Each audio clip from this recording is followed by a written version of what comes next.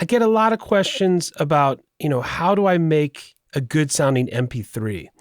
And I got to say, there are some terrible, awful sounding MP3s out there by top artists. And I don't know where the disconnect is, because if you check on Beatport, you can hear the wave and the wave sounds great. But then when you go to hear the MP3s that are circulated, even the official ones, there's a huge difference. So I'm going to show you today how to make the very best sounding MP3 on the market. And you can either do a special iTunes, mastered for iTunes version, or a really incredible 320 sounding MP3. And again, some of the things I show are extremely complicated and complex, but I love the simple ones just as much, maybe even more. And here, Sonnox Codec Toolbox, very, very reasonably priced solution to the bad MP3 phenomenon out there. Here we have an awesome track from Good Life Addicts in LA, and we have the Sonnox Codec Toolbox. So basically, what we have here is a 16-bit 44.1 wave file that has been mastered, and dithering has been applied, and noise shaping has been applied. So it's really as though it was ready for commercial release as a 16-bit 44.1 master, which is the CD standard, and still remains intact.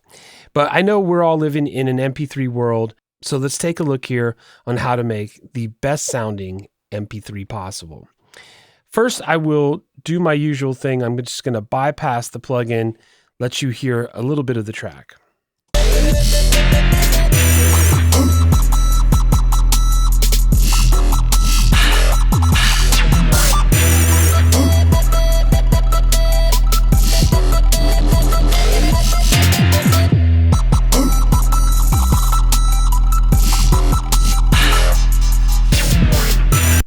Okay, so that is the 16-bit master, and we're going to turn on the Codec Toolbox, and we are going to go here to select the different formats that we want to encode.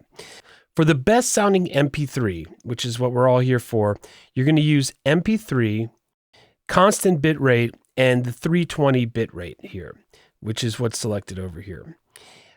So if we go then out of here, we see that that is selected, and we can go between the codec and the input to hear the difference. Now, very quickly, notice over here that we have minus 0.3 of a dB as the maximum output. So that was what was set in the limiting plugin, that we wanted just to have 0.3 of a dB before full scale digital zero on the output, just to have a little bit of headroom for playback systems not to take digital zero right up to the edge. But when we do these conversions, we can see that putting on the filters actually can induce some clipping that didn't occur in the original master. And the higher the resolution MP3 we make, the less clipping that we're going to induce. So here is listening to the 320, and I'll go back and forth between the input and the codec.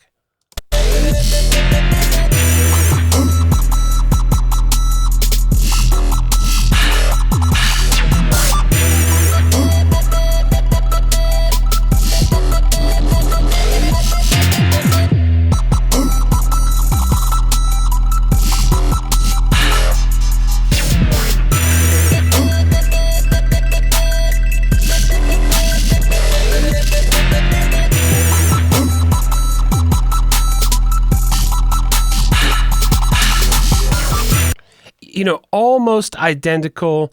A little change in the high frequencies. You'd have to have a really good system to hear that and be sensitive to that stuff. A little bit of dynamic compression, but not much. It sounds incredibly clean and very passable as a wave. Now, if you're curious, you can go in here and see what some bad sounding or very low bit rate MP3 sound like. Here's 96.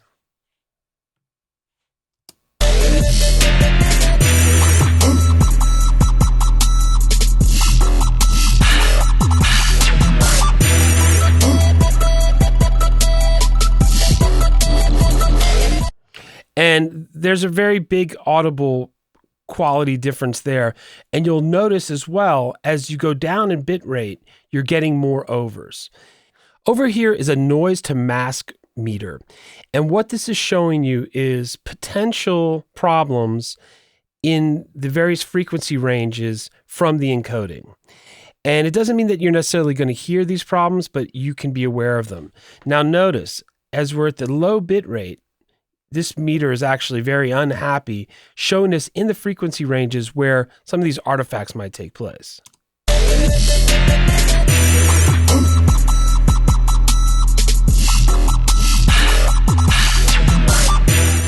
Now let's go to the higher bit rate, 320.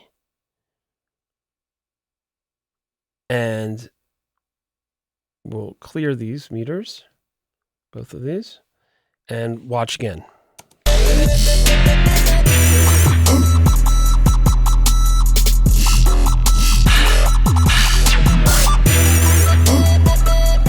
So you can see it's a much happier situation to go for the mp3 320, especially with the Fraunhofer codec algorithms in terms of the encoding. So thanks to the guys at Sonnox for making an incredible tool that really does improve the quality of life for everybody out there listening to music.